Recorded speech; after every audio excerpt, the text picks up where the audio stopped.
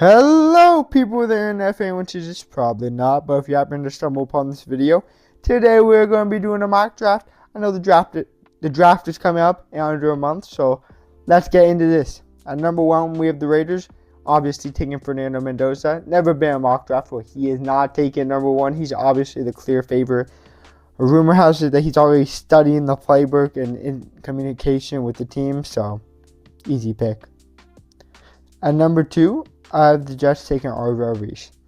Arvell Reese is an interesting player because he could play off the edge or linebacker, and in some cases, I think he's actually better playing off the edge. And the Jets really need at really both positions because they signed Demario Davis, a linebacker, but obviously he's old, so he could play linebacker there, or he could play off the edge because Jets don't really have anyone off the edge since they traded Jermaine Johnson. He's very athletic, and I think he has high upside, and he's versatile and can play in multiple positions, so that's why I like him here at 2. At number 3, I have been going with offensive line for the Cardinals recently, but I have seen in other mock drafts that O-line are starting to fall down the boards, and realistically, they probably do go with O-line, but to switch it up, I'm going to have them go with Sonny Styles, and the reason for this is I think they could really use a tackle, but their defense is actually underratedly a good defense. They have a good secondary. Their rush game isn't that bad. They got Walter Nolan, who's young. They have Josh Sweat that they signed last free agency. They're only really missing on linebacker, and Sonny Styles is a really good linebacker, including down the stretch at Ohio State. And then we saw at the Combine, he's really athletic. He's really fast. He could play the rush game or the pass coverage game. He's 6'5", 243. He's young. And yeah, I really like him here. At number 4, I'm going to have the Titans going with Jeremiah Love. The Titans are an interesting team because just like some other teams here, they could really use any position. But during free agency, they were big spenders in the defense. And on the offense, they did get Wan'Dale Robinson for Cam Ward to throw to. But to be honest, I think they overpaid him, and he's not a wide receiver 1. So if they could get someone like Jeremiah Love, who he's not the best in the passing game, but he could catch some balls. And they need that monster in the backfield because Tony Pollard, the agent Tony Pollard, is not their option. I still do like Tyjae Spears. I think he could be running back 1 if Jeremiah Love is not drafted here. But that's also another fun duo, Jeremiah Love and Tyjae Spears. At number 5, I have the Giants going with Carnell Tate. If I can find him, there he is, Carnell Tate. I mean, they could really go. Realistically, I think it could be Caleb Downs or Sonny Styles, but they really do need a wide receiver too. I know they signed Calvin Austin and Darnell Mooney, but both of them have proved that they cannot be wide receiver 2s. Calvin Austin, that was with the Steelers previously. Obviously, the Steelers had one of the worst wide receiver rooms last season, but he could not step up to that role that he needed to. And then Darnell Mooney, he had his peaks, he had his lows, but he's not that wide receiver 2, I think. And Carnell Tate, I don't think he's the best wide receiver in this draft class, don't get me wrong, but his performance this year is going to put him this high. So guess what, guys? My mic died right here, and I record another 30 minutes of this. So this is a voiceover, and we're just going to jump around. So number 6, I'm going to have the Browns going with Spencer Fano. I think he's the best tackle available right now because Francis Magnolia is viewed as a guard in this league. He's built like one. He fits like one. So I'm just going to have the Browns here to go help their O-line because their defense does not need help, and they have 2 picks. I'm going to take a wide receiver later, but let's move on. So number 7, I'm going to have the Commanders going with Mekhi Lemon because they do need a wide receiver because rumors have that Scary Terry is leaving the Commanders after this season. So let's get Jane Daniels some help. Let's get him to return back to that rookie form. And Mekhi Lemon is arguably maybe the best wide receiver in this draft class. But we'll have to see because obviously Jordan Tyson is really good when he's not injured. And sorry about the jumping around, guys, but stupid mic. All right, at number 8, I'm going to have the Saints going with Ruben Bain. I really like this pick because they did not re-sign Cam Jordan, obviously. So they really do need some help on that D-line. And the offense actually isn't in that much of a need of a spot to draft right here. So I think get some defensive help. Maybe they could go with a secondary guy here, but Ruben Bain obviously has high potential, even though he didn't always look consistent through the season. Showed up in the playoffs, and that's why I'm going to have him going here. Alright, for the Chiefs' first pick, I'm going to have him going with David Bailey. I know I just took Ruben Bain. I think these two picks could be interchangeable because they're both really good players with high upside, but David Bailey looked consistent through the whole year. Obviously, the Chiefs need some pass rush help. They have not looked themselves the last few years. You know, when they won those first two Super Bowls, they had a really strong defense. Chris Jones hasn't even been showing up like he used to. So I like some young guy like David Bailey to come in and maybe change his defense and bring him back to a Super Bowl, maybe. For the Bengals, I'm taking Francis Magnolia. Obviously, I said before, he's viewed as a guard. And to be honest, even if he was just a tackle, the Bengals could use any help on that O-line that they could because, you know, got to protect Joe Burrow, you know, with Trey Hendrickson, TJ Watt, and Myles Garrett in that division. But yeah, Francis Magnolia, good pick, I would say. All right, for the Dolphins' first pick in this draft, I'm taking Caleb Downs. We obviously know that Caleb Downs is a really good player.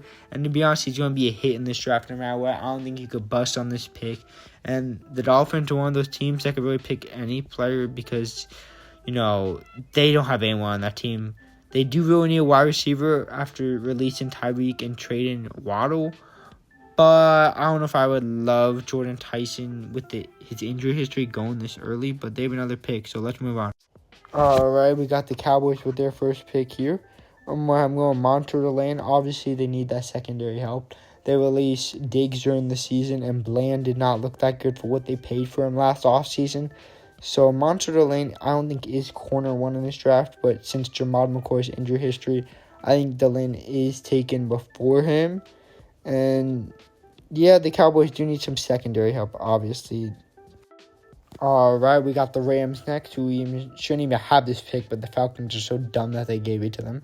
And I'm going Monroe Freeling. I think he's a guaranteed hit in this draft. Wasn't even talked about much during the season, but after that combine, the Senior Bowl, he's been flying up draft boards, and you can't really miss on online. I don't really know if Hartenstein's coming back for their team, but overall, I think he's a good piece, good for the future of that team, because I think this is probably Stafford's last year, so whoever that QB is for the future. And I think this could also be a win-now move. I think they got to go for a wide receiver, maybe take a risk on someone like Tyson. I know they were involved with the A.J. Brown rumors, so obviously they want to win now. Next up, we have the Ravens. I love this pick. I'm going to have him going with Kenyon Sadiq. Kenyon Sadiq is just kind of like a glorified wide receiver. I mean, if you really think about it, he's just a thick wide receiver. Looked really good at Oregon, came down with those balls. He ran really fast at the combine, like a 4.4 or something like that. So I think the Ravens are really going to miss Isaiah Likely since he went to the Giants, and it's really going to start early on. And I think at the trade deadline, Mark Andrews could be dealt, and Kenyon Sadiq could be the starter. And obviously they do need a wide receiver, but Kenyon Sadiq really could be like a wide receiver for them. Because Zay Flowers, I don't know how they managed to make him wide receiver one with him fumbling every other ball. But yeah, here I'm on the Bucks going with Akeem Mesidor. I don't love this pick because my biggest issue with Akeem Mesidor isn't that he's not a good player. He obviously looked good during the season. But I don't love his age because he's 25 coming onto your team, and by the end of his rookie contract, he's going to be 29, almost 30. So just for that reason, obviously he looked good in Miami during the playoffs, looked good throughout his whole career. And I don't know if the Bucks really, they do need an edge rush, but I would have Akeem Mesidor going for a team that's a win now type of team, which the Bucks aren't. But I'm still going to have him going mock tier because they do need that edge help, and I don't really love anyone else. With the Jets' second pick, I'm going to have him going Ivega Ione. Obviously, this dude's the best guard in this class if you don't classify Francis Magnolia as a guard. The Jets, their O-line is never really even the issue because their team just sucks. But I do like the Amar Membu pick that they picked last year. And let's just continue to build that O-line for, let's be realistic, probably Arch Manning or Dante Moore. So, yeah. Next up, we have the Lions. I think this is an easy pick. I'm going to have him going with C.J. Allen. He looked good at times.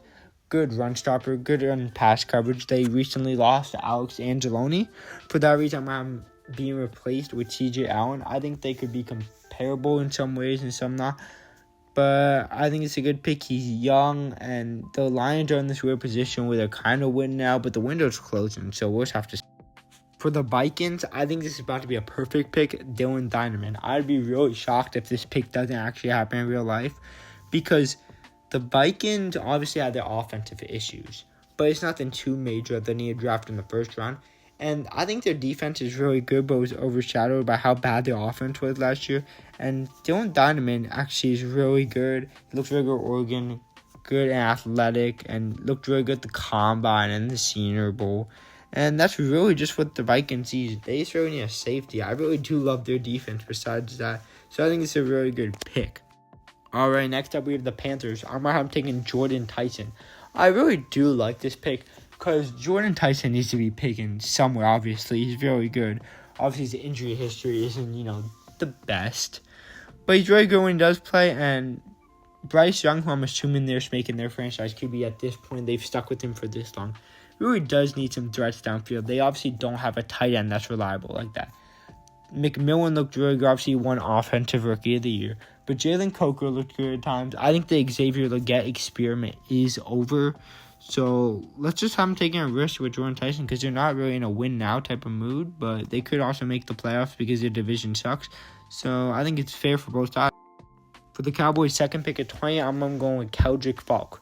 I really do like Keldrick Falk. I think he has really good high upside and could really be a good pass rusher in this league. Obviously, he did not look really good this season. Or maybe he's just overshadowed because he played for Auburn, and Auburn was not really good this season. But it wasn't really because of their defense. It was really because of their offense. But still, I think Keldrick Falk he's fast. He has long arms. And I think he could be a beast in this league, honestly. I don't know why it's unnecessary glazing him, but I really do like him. And the Cowboys have had that hole since, they traded Micah last year. They don't have any edge help. For the Steelers, I'm taking Omar Cooper Jr. Obviously, down the stretch at Indiana, he became wide receiver 1 for Fernando Mendoza since that toe tap at Penn State. We've seen him. He's athletic. He's elusive. He comes down with those good balls. And I think it's more of a future investment for the Steelers because they don't really need a wide receiver immediately because they just trade for Pittman. But by the time Pittman's extension's over, he'll be 30 and Omar Cooper will be 25.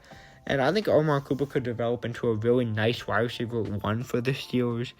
And the Steelers don't really have a wide receiver 3 right now. I think it's Roman Wilson. And they're not taking a QB here. And they could take O-line. I wouldn't put it up in there that they wouldn't take O-line. They probably actually will. But I'm going Omar Cooper. I'm going to have the Chargers here going with Caden McDonald. Caden McDonald is a really good run stopper. He gets to the quarterback at times. He's just a really big dude in general. He's 326. Just stuff him right in the middle. Stop the run. The Chargers could really get... I know they have top 5 defense, but they could always get better. They could go offense, but I don't even think their offensive line is that bad. I think they were just all injured, and that's why they looked really bad in the playoffs. But yeah. At 23, I'm going to have the Eagles going Emmanuel McNeil-Warren. This pick is also another match made in heaven here because they lost Reed Blankenship to the Texans this offseason, and they haven't done anything to replace that safety hole.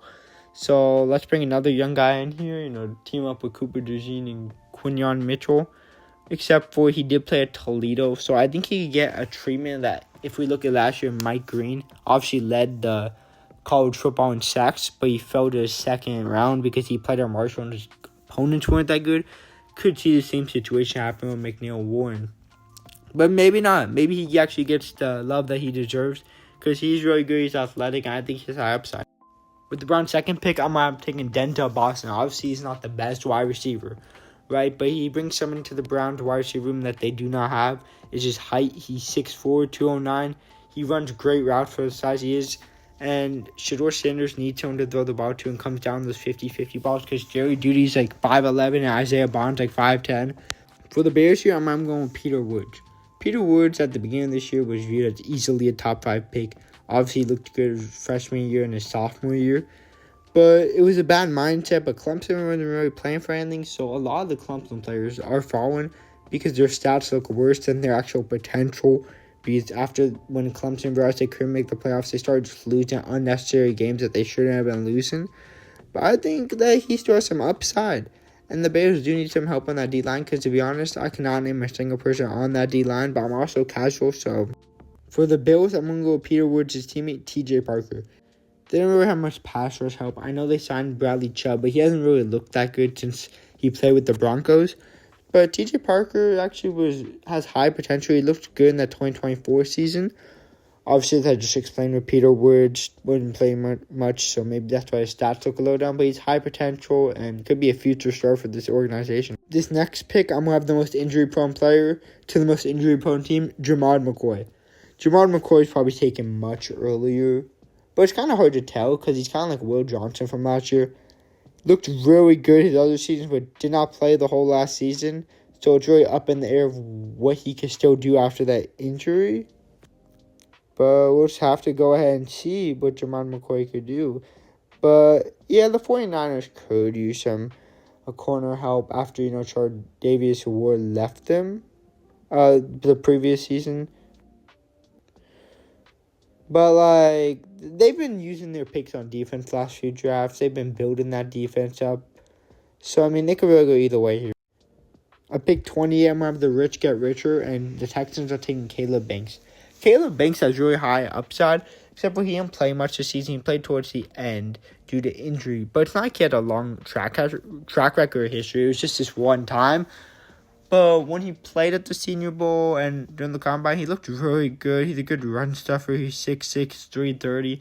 And the Texans did lose Tim Settle during free agency. So he could be a good young replacement. And obviously the Texans' defense is really good already.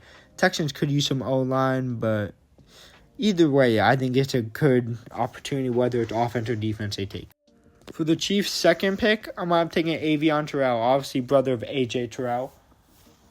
He's a little on the short side. He is 5'11", 180, but he doesn't play like he is. He plays like he's taller. I'm going to be honest. He's aggressive, and I really like him. The Chiefs could really use any player in the secondary, to be honest, after losing Jalen Watson and Trent McDuffie this offseason, both to the Rams. So, they could have went with Colton Hurd or Avion Terrell, but anyone is better than what they have now. With the Dolphins' second pick, I'm going to take him with Blake Miller. Obviously, I don't really have much to say about him. He's a tackle. He's good. You can't really miss on tackle. They don't really have any O-line, so they have Aaron Brewer, who looked good, but that's a center. At 31, I'm going to have the Patriots going Cassius Howell. Obviously, they have no pass rush anymore after Chison left in free agency. Cassius Howell looked good this season, I'm going to be honest. He does have arms on the shorter side, but still, I don't think that will stop him from being a great pass rusher in this league. 6'2", 248, he's fast. I think this is a great pick for the Patriots. And for the final pick, I'm going to have the Seahawks going Colton Hurd. Obviously, during free agency, they lost Tariq Woolen, which, he wasn't really providing much anyway. They re-signed Job. They do actually need a safety, but at this position, there's no good safeties available that I would take for them here. So I'm going with DB, which would be Colton Hurd.